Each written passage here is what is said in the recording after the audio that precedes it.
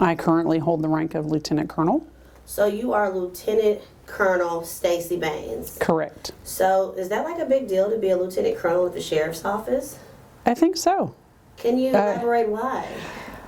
Well, I've been here for 25 years, and I've worked pretty diligently for all that, I would say all of that time, and never thought that this was in my future.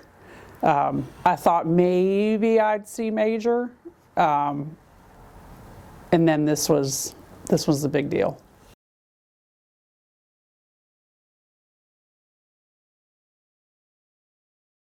So of course I started as a deputy, and the next one, it took me about 8 years to become a sergeant. I stayed in that role for roughly 6 years, and I tested for lieutenant and did well, obviously, because you have to hit those spots, and then major, and then lieutenant colonel.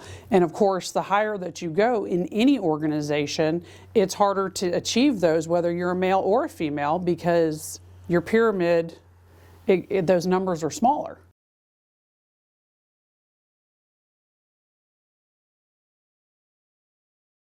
It's a very big deal, and I'm very proud. I know that I've worked hard, and it is something that you have to strive for. You have to want it. You have to show that you're willing to work for it and be available, and be flexible, and really let your work ethic speak for itself.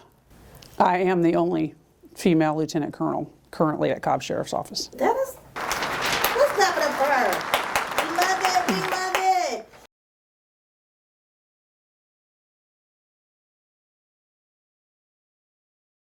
I don't feel like there were a lot of obstacles in order to get to each rank, in the sense of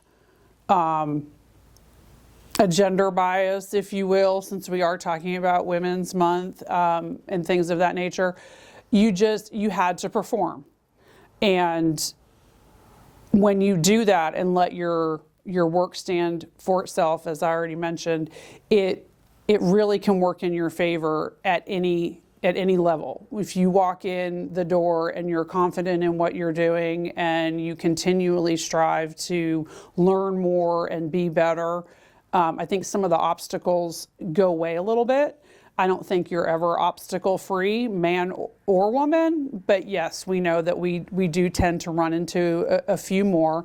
But I think at least now, and over the last several years, from a gender perspective, those have diminished to a degree. And there's a lot of women in these roles who are doing excellent jobs because they either don't take no for an answer, or they just continue to push through and show their value and show that they're an asset to their agency.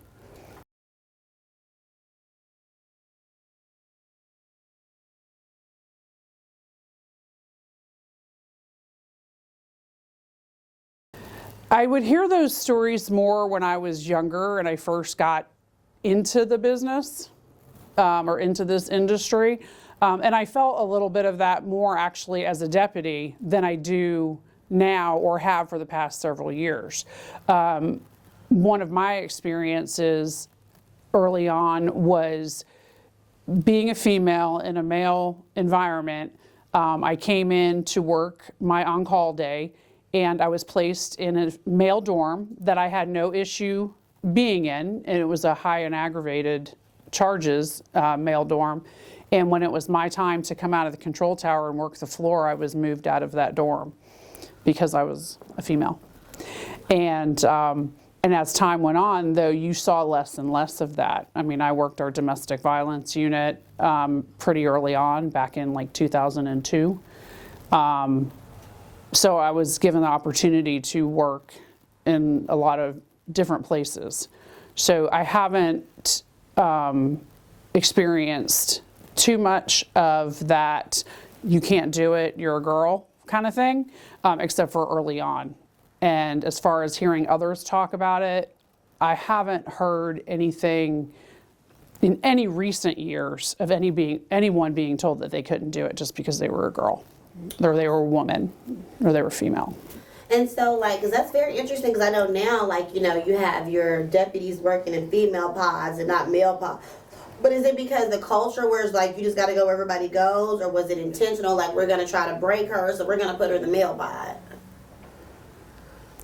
Now I think it's done more because, of course, we have to staff the female pods, and you have to look at your staffing numbers and use your people where you can.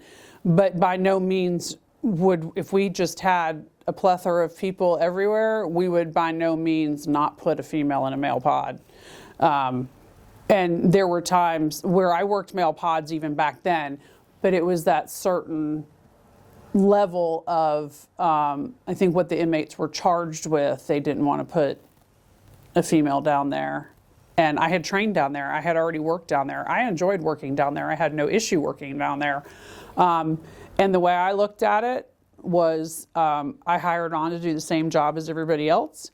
And that at some point I was going to go to the road, and I wasn't going to only pull over a female who violated traffic laws. I wasn't going to only go look for and try to serve warrants and arrest females. I had to do my job. And in domestic violence, that's exactly what I did. I had nights that I rode with someone, and I had nights that I was by myself. And I had no issue going and looking for people who had had a domestic violence incident, and some of them had some pretty serious charges in their past criminal histories, and I went and looked for them like I looked for anybody else. And as time has gone on, that's not been an issue. No one looks at that. What's looked at now is your ability to do your job, no matter what level it is, whether it's a road deputy or a female lieutenant colonel.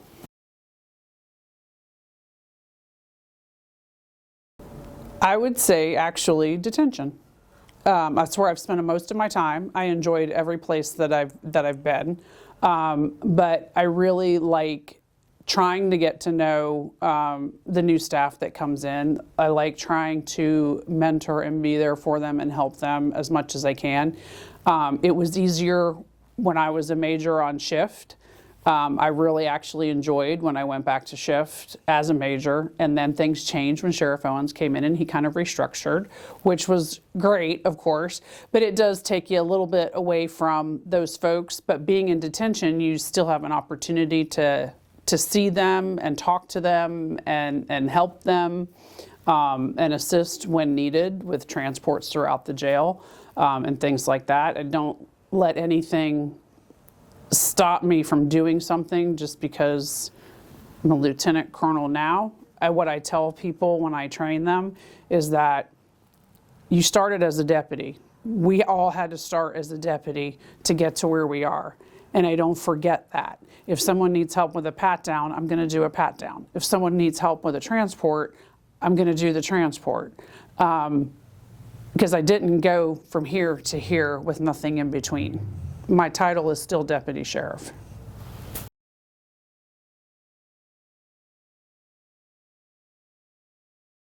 I think there are a lot of similarities as far as training and mentoring and coaching and teaching someone how to do the job, but where I think that women can take things a step further, and not that men can't, but it's just different, is in how we can still lead, we can still hold people accountable and have that strong personality when we need to, but it's okay, I think, it's okay for a female in law enforcement or a woman in general to still have that softer side, so that if you have an employee who's in distress and who really needs help and needs comforting, men can do it, but we know men are from Mars, women are from Venus. It's different. And I think that gives women that little just extra. And sometimes it's needed in this line of work. And so that's one of the big takeaways, because I think on so many other levels, it's almost like you really can't or shouldn't look at it from a gender thing, because we have tasks that we have to do. We have things that we're responsible for. We have people we're responsible for, and we have to get that job done regardless of our gender. But being a woman in it just gives us that little extra ability to show that care and concern, I suppose.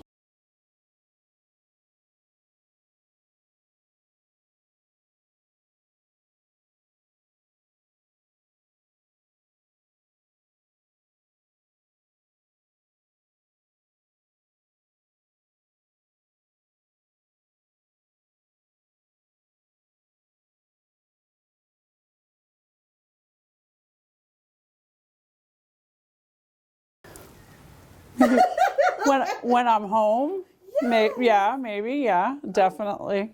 Do you want to elaborate with because that's how it is. A lot of women, like in work, you may be alpha female, but at home, usually with your husband, people are more of the soft girl. I don't think I'm as alpha at home. Because I think that your roles are different, and you have to be able to come in here and be strong and have the confidence, and you can do that without always being, like, for lack of a better term, in your face, I suppose. Because I don't feel like that's my personality to begin with. I have my moments. You can ask Colonel Williams. I have my moments, but from that phrase of soft girl side, I would say, or soft girl era, I would say that's more me at home.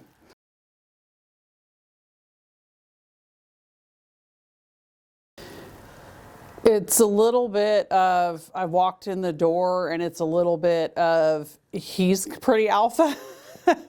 So, but it's kind of like just in our interaction and such, because, like, I don't know if this would be considered from an alpha perspective, but there's times he yells at me because he'll say, I'm going to pick that up, or I'm going to get that, and then I'll walk by and grab it. And then he gets mad, saying that I am not letting him do things for himself.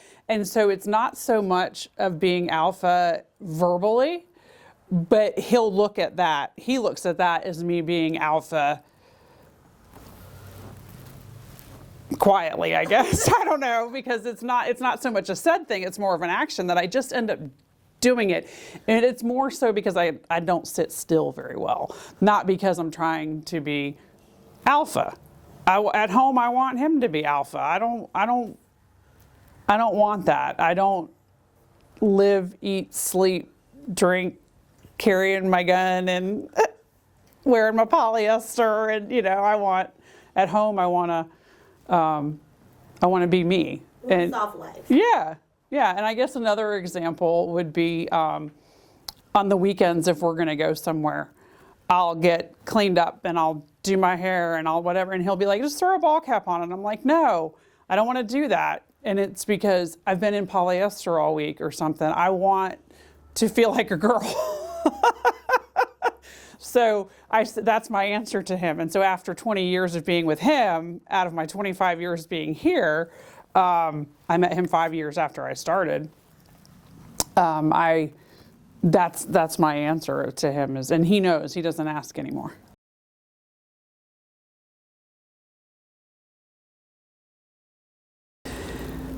So I had to think about this one because there's kind of, I guess, lots of little different things. But one of the biggest things is my husband and I, we love to travel, and we love to try new restaurants locally and when we go away. And this past year, we actually went to Barcelona and Madrid.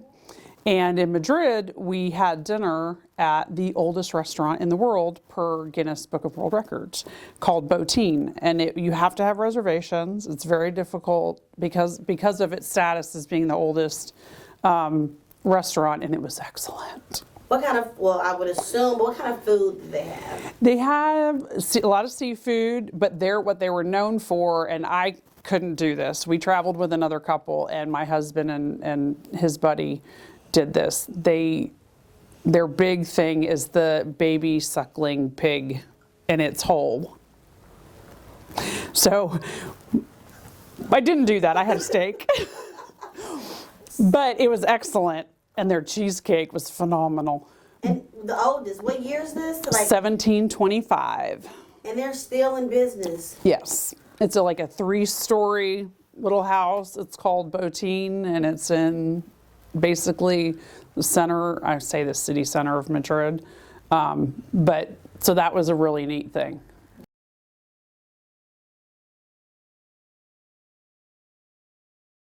So the thing I would like to share for any female, any woman who wants to get into law enforcement is several things.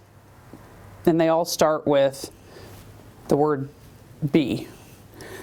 Be confident, be strong, be you, be a sponge, because everything is fluid. Everything. You could do 4 traffic stops a day and they're all different when you're on the street. Something you deal with in the jail could be similar, but they're all different. And you can always learn something. There's always learning opportunity. But the ultimate thing that I would say for anyone